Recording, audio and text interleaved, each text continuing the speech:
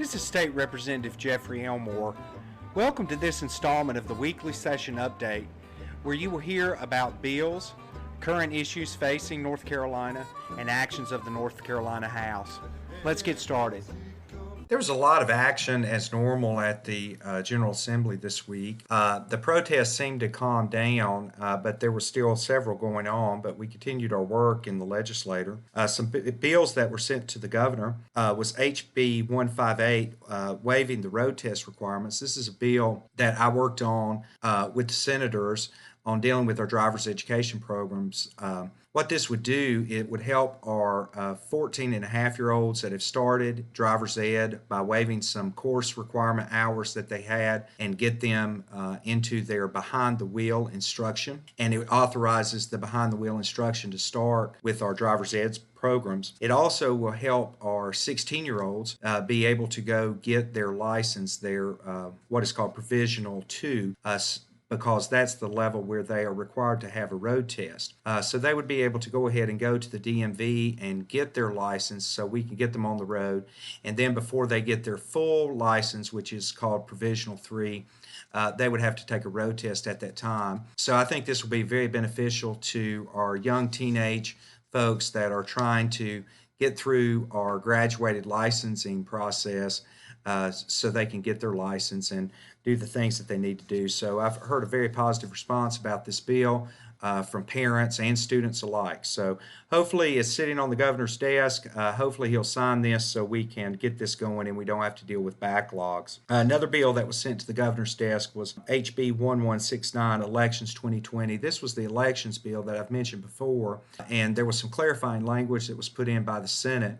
Basically, the overarching thing with this bill is that it creates some ability for absentee ballots, because we're expecting a surge of those this fall, but also provides accountability with that. A big change was going from 2 witnesses that would just sign a line, and those signatures were very difficult to even read, to a witness having to sign and also print their name and address so we know exactly who witnessed that person filling out their ballot if we needed to track it back.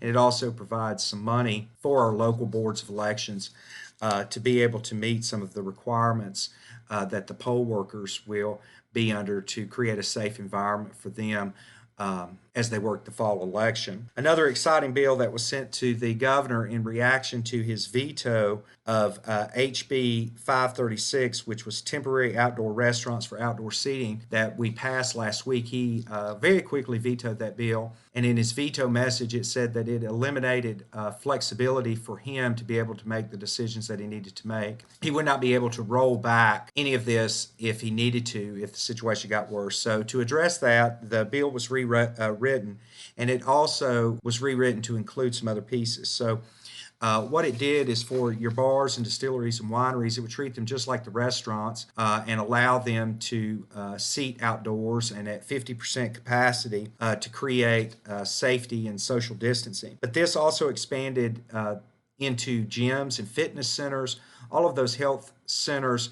It would allow them to open at half capacity with the machines being spread out and cleaning procedures in place. Now, to create the ability for the governor to roll this back if he needed to, there's a line in there that says that if an emergency declaration is given out with concurrence of the Council of State, he can roll this back. So if we're in a situation where this is not working and the cases skyrocket for some reason, all he has to do is present it to the Council of State, and they have to concur with his decision, and he can roll these loosening of regulations back if he chooses. So I think that's a good bill.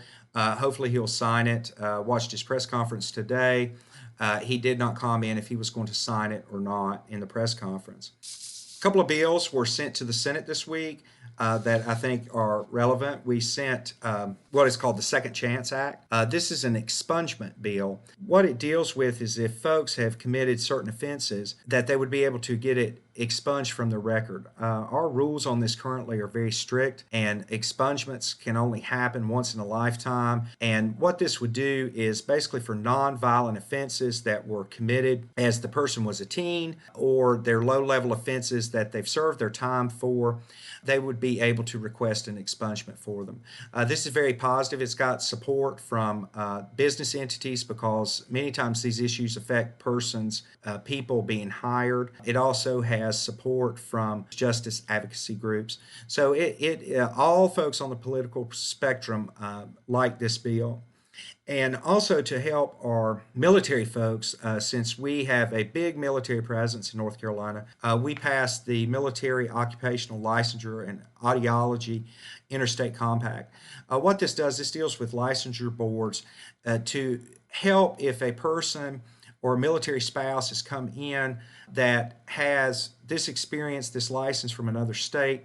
It helps them be able to get their license here in North Carolina so they can start practicing. So this will be very positive for our military folks that many times are moved from different bases, different parts of the country. Finally, this is State Representative Jeffrey Elmore. I hope you enjoyed this installment. And remember, for more info, check out jeffreyelmore.com. And also, like my Facebook page, Jeffrey Elmore for NC House.